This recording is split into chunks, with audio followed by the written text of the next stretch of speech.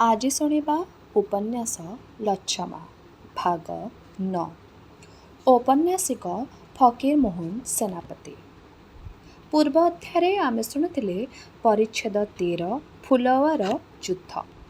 ଆଜି ଏହି ପରିଚ୍ଛେଦର ଦ୍ୱିତୀୟ ଭାଗ ଶୁଣିବା। ବର୍ଗୀ ମନସବତାର ଲକ୍ଷ୍ମଣଜୀ 2000 ମାତ୍ର ବର୍ଗୀ ପାଇକ ଘେନି ଅରଡ଼ଠାରେ ସେନାପତି ମିର୍ଜାଫର ସହିତ ଯୁଦ୍ଧ ଆରମ୍ଭ କଲେ। ନବାବ ପକ୍ଷମାନେ ଦୂରବର୍ତ୍ତୀ ସ୍ଥାନରେ ରହି କେବଳ ତପଦ୍ୱାରା ଯୁଦ୍ଧ ଚଳାଉଥାନ୍ତି। ଅଗ୍ନେୟଅସ୍ତ୍ରରେ ବର୍ଗୀଠାରୁ ତୁର୍କମାନେ ନିପୁଣ। ସେନାପତି ମିର୍ଜାଫର ଏପରି ଉତ୍ସାହ ଏବଂ ପ୍ରବଳ ବେଗରେ ତୋପ ଚଳାଇଲେ ଯେ ବର୍ଗୀ ସହ୍ୟ କରିବାକୁ ଅସମର୍ଥ ହୋଇ କ୍ରମଶଃ ପଛଘୁଞ୍ଚା ଦେଉଥିଲେ। ଏହିପରି ପଛଘୁଞ୍ଚା ଦେଇ ପ୍ରାୟ 2 କ୍ରୋଶ ଦୂରବର୍ତ୍ତୀ ବାଙ୍ଗରିଆ ପର୍ଯ୍ୟନ୍ତ ହଟିଗଲେ। ଆଶ୍ଚର୍ଯ୍ୟର ବିଷୟ, ପ୍ରହରବ୍ୟାପୀ ଯୁଦ୍ଧରେ କାହା ପକ୍ଷରୁ କୌଣସି ପ୍ରକାର ବିଶେଷ କିଛି ଅନିଷ୍ଟ ଘଟିଲା ନାହିଁ। ଯୁଦ୍ଧ ପ୍ରଣାଳୀ ଦୃଷ୍ଟିରେ ପ୍ରକାଶିତ ହେଲା। ପ୍ରକୃତ ଯୁଦ୍ଧ କରିବା ବର୍ଗୀଙ୍କର ଅଭିପ୍ରାୟ ନଥିଲା। ତୁର୍କ ସେନାପତିଙ୍କୁ ଅନ୍ୟମନସ୍କ କରିବା ଏବଂ ନବାବଙ୍କ ନିକଟରୁ ଦୂରବର୍ତ୍ତୀ ସ୍ଥାନକୁ ଆକର୍ଷଣ କରିନେବା ତାଙ୍କର ଉଦ୍ଦେଶ୍ୟ। ଠିକ୍ ଏହି ସମୟରେ ଦେଖାଗଲା ସ୍ୱୟଂ ଭାସ୍କର ପଣ୍ଡିତ 10 ସହସ୍ର ଅଶ୍ୱାରୋହୀ ସୈନ୍ୟ ସହିତ ଅତର୍କିତ ଭାବରେ ତୁର୍କ ସୈନ୍ୟ ଉପରେ ପତିତ ହୋଇ ସୈନ୍ୟ ଶୃଙ୍ଖଳା ଛିନ୍ନ ଭିନ୍ନ କରିଦେଲେ। ତୁର୍କ ସୈନ୍ୟ ବହୁ ଗୁଣରେ ଅଧିକ ଥିଲେ ମଧ୍ୟ ପରସ୍ପର ସାହାଯ୍ୟ କରିବାକୁ ଅବକାଶ ପାଇଲେ ନାହିଁ। ତୁର୍କ ସୈନ୍ୟଶୃଙ୍ଖଳା ମଧ୍ୟରେ ଏକ ଏକ ସ୍ଥାନରେ ଅଧିକ ପରିମାଣରେ ବର୍ଗୀ ପଡ଼ି ଛିନ୍ନ ଭିନ୍ନ କରିଦେଲେ।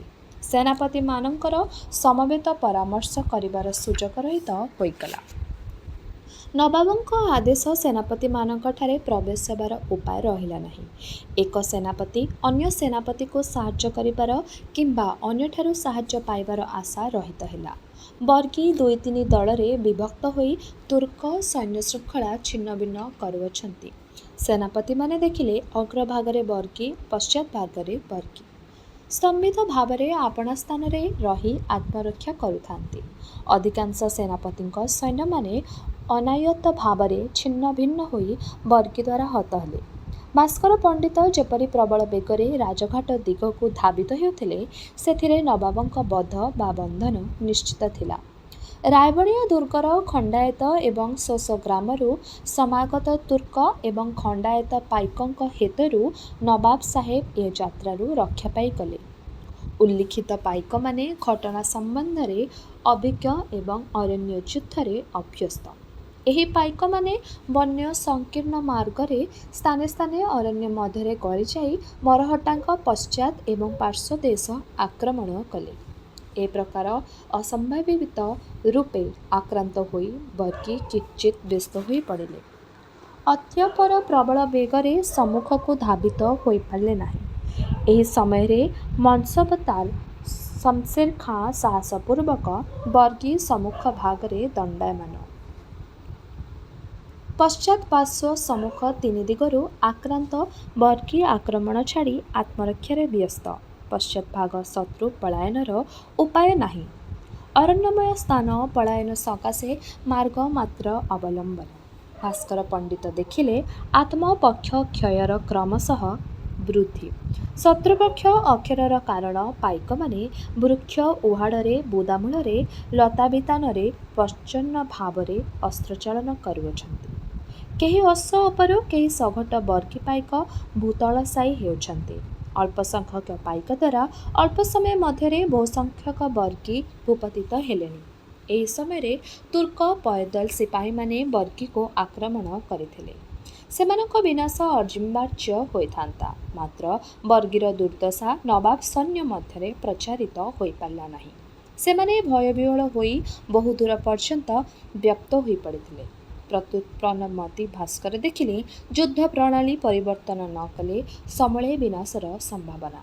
ଅଶ୍ଵ ପରିତ୍ୟାଗ ପୂର୍ବକ ଢାଲ ତରବାରୀ ଧରି ବନ ମଧ୍ୟରେ ଶତ୍ରୁ ସହିତ ଯୁଦ୍ଧ କରିବାକୁ ସଙ୍କେତ ପ୍ରଚାର କରିବାରୁ ନିମେଷ ମଧ୍ୟରେ 5 ସହସ୍ର ପାଇକ ଅଶ୍ଵ ପରିତ୍ୟାଗ ପୂର୍ବକ ଶତ୍ରୁ ସହିତ ଯୁଦ୍ଧରେ ଲିପ୍ତ ହେଲେ। ବୃକ୍ଷମୂଳ, ଗୁଳ୍ମପୂର୍ଣ୍ଣ ସ୍ଥାନ, ଲତାବିତାନ ସର୍ବତ୍ର ଘୋର ଯୁଦ୍ଧ ଲାଗିଅଛି। ତୁର୍କମାନଙ୍କ ବିଶାଳ ଲମ୍ବମାନ ଦାଢ଼ିରେ କଣ୍ଟକ ଶାଖା ଜଡ଼ିତ ହୋଇ ଗୁଚ୍ଛ ଗୁଚ୍ଛ କେଶ ଉତ୍ପାଟିତ ହେଉଅଛି। ତତ୍ପ୍ରତି ଦୃଷ୍ଟି ନାହିଁ। ଯୁଦ୍ଧରେ ଉନ୍ନତ ଆଲ୍ଲାହ ଅକ୍ବର, ବ୍ୟୋମ ବୋମ ମହାଦେଓ, ଜୟ ଗଡ଼ଚଣ୍ଡୀ ଚିତ୍କାର ଶବ୍ଦ ଓ ଜୀବାନ୍ତକାଳୀନ ଆର୍ତ୍ତନାଦର ଅରଣ୍ୟ ଭୂମି ପରିପୂର୍ଣ୍ଣ ହେଲା। ବୃକ୍ଷ ଶାଖା ଲତାଜାଲ ନରରକ୍ତରେ ରଞ୍ଜିତ ହୋଇ ପ୍ରସ୍ଫୁଟିତ ପଳାଶବନ ଆକାର ଧାରଣ କଲା। ଶବରାଶି ଓ ଛିନ୍ନ ହସ୍ତପଦ ମୁର୍ମୁଷୁ ଲୋକରେ ଅରଣ୍ୟ ପରିପୂର୍ଣ୍ଣ। ପ୍ରହରବ୍ୟାପୀ ଯୁଦ୍ଧ ଉତ୍ତାରେ ରାୟବଣିଆ ପାଇକ ଦଳ ନିସ୍ତେଜ ହୋଇପଡ଼ିଲେ। ମରହଟ୍ଟା ପାଇକ ଦଳ ସଂଖ୍ୟାରେ ଅନେକ ଗୁଣରେ ଅଧିକ। ପଦଚାରୀ ବର୍ଗୀମାନେ ଅରଣ୍ୟ ମଧ୍ୟରେ ପ୍ରବେଶ କରି ଯୁଦ୍ଧରେ ନିଯୁକ୍ତ। ପଳାୟିତ ପାଇକମାନଙ୍କୁ ଅଶ୍ୱାରୋହୀ ବର୍ଗୀମାନେ ବଧ କରୁଥାନ୍ତି। ବର୍ଗୀ ସମ୍ପୂର୍ଣ୍ଣ ରୂପେ ବିଜୟ ଲାଭ କଲେ ମଧ୍ୟ ଭାସ୍କର ପଣ୍ଡିତ ଆପଣାକୁ ପରାଜିତ ବୋଲି ଜ୍ଞାନ କଲେ। ତାଙ୍କ ପକ୍ଷରେ ପ୍ରାୟ 5 ସହସ୍ର ଅଶ୍ୱାରୋହୀ ମୃତ୍ୟୁମୁଖରେ ପତିତ ହୋଇଅଛନ୍ତି। ଈଦୃଶ ଅପଚୟ ତାଙ୍କ ପକ୍ଷରେ କସ୍ମିନ୍ କାଳେ ଘଟନା ହୋଇନାହିଁ। ରାୟବଣିଆ ଖଣ୍ଡାୟତ ପାଇକମାନେ ଏହି ଅପଚୟର କାରଣ ବୋଲି ତାଙ୍କ ହୃଦରେ ଦୃଢ଼ ବିଶ୍ୱାସ ଜାତ ହେଲା। ସେ ପ୍ରତିହିଂସା ସାଧନ ନିମନ୍ତେ ମନ ମଧ୍ୟରେ ପ୍ରତିଜ୍ଞା କଲେ।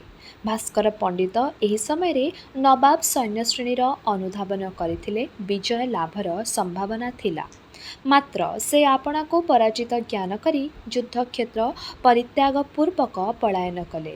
ହତାବଶିଷ୍ଟ ଯୁଦ୍ଧକ୍ଳାନ୍ତ କ୍ଷୁଧାର୍ତ ସୈନିକମାନଙ୍କୁ ପୁନର୍ବାର ଶୃଙ୍ଖଳାବଦ୍ଧ କରିବାକୁ ସାର୍ଦ୍ଧ ପ୍ରହର ସମୟ ଅତିବାହିତ ହୋଇଗଲା। ଯୁଦ୍ଧକ୍ଷେତ୍ର ପରିତ୍ୟାଗ ସମୟରେ ପ୍ରାୟ ସନ୍ଧ୍ୟା ଅନ୍ଧକାର ଉପସ୍ଥିତ।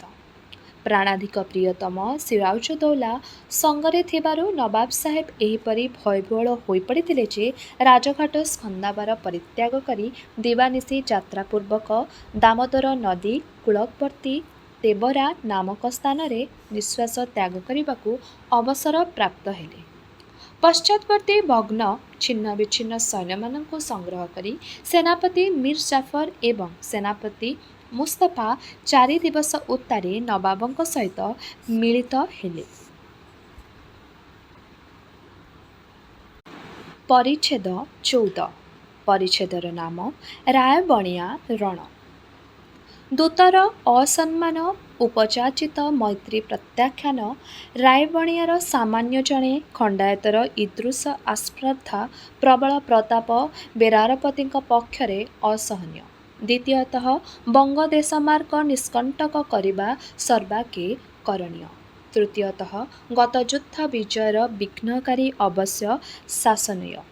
ଉଦ୍ଦେଶ୍ୟ ସାଧନ ନିମିତ୍ତ ବେରାରପତିଙ୍କର ଦାକ୍ଷିଣାତ୍ୟ ଫୌଜଦାର ନୌଜୀ ରାୟ 10 ସହସ୍ର ଅଶ୍ୱାରୋହୀ ପାଇକ ସହିତ ବାଲେଶ୍ୱର ବନ୍ଦରଠାରେ ଭାସ୍କର ପଣ୍ଡିତଙ୍କ 25 ସହସ୍ର ଅଶ୍ୱାରୋହୀ ସହିତ ମିଳିତ ହୋଇଅଛନ୍ତି। ଚରଦ୍ୱାର ଏହି ଅଶୁଭ ସମ୍ବାଦ ପ୍ରାପ୍ତରେ ରାୟବଣିଆ ଦୁର୍ଗେଶ୍ୱର ଚିନ୍ତିତ।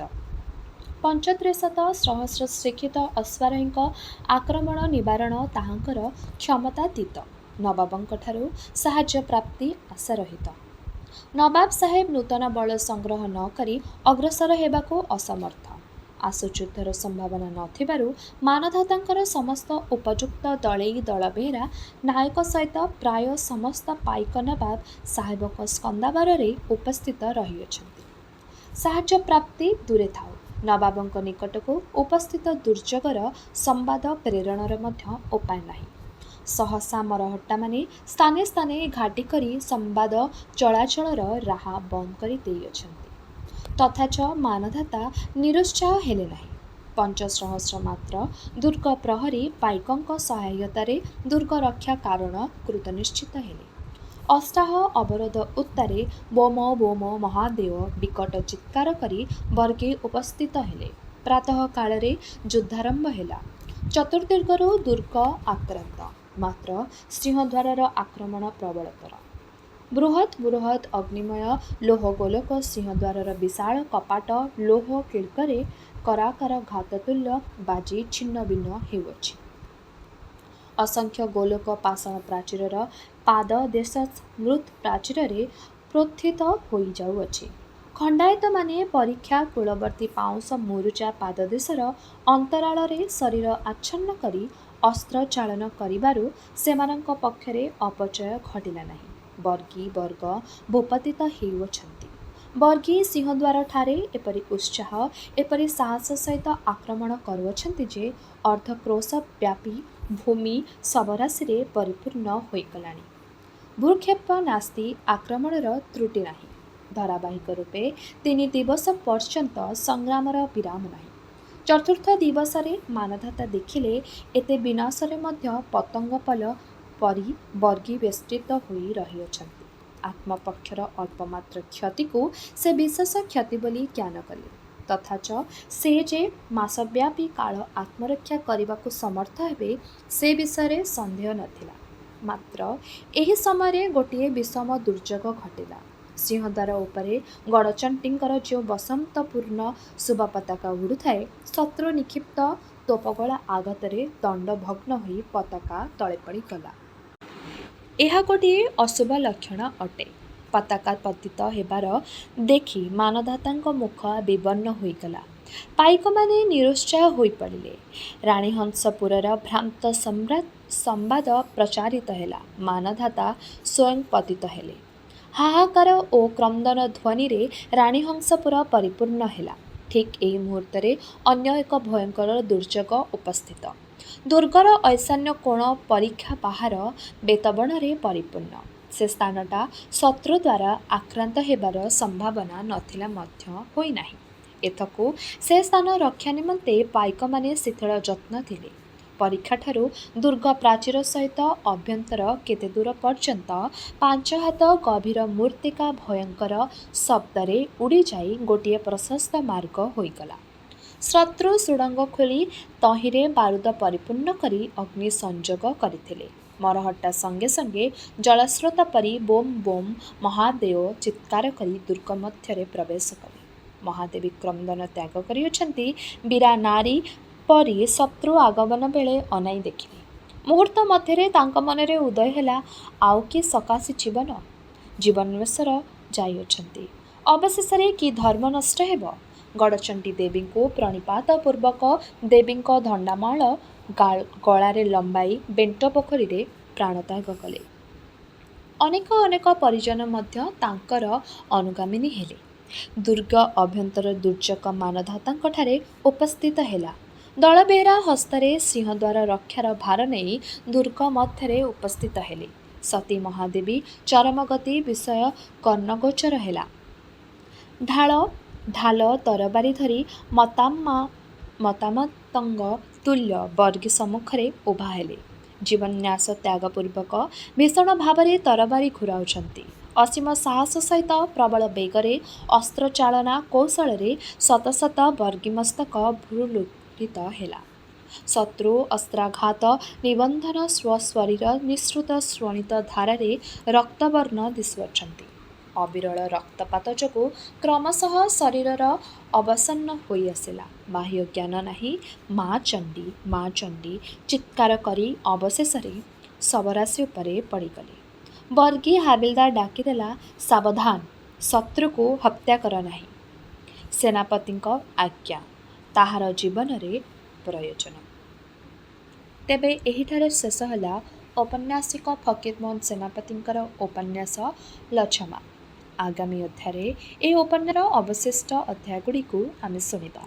ରହିଲି, ନମସ୍କାର।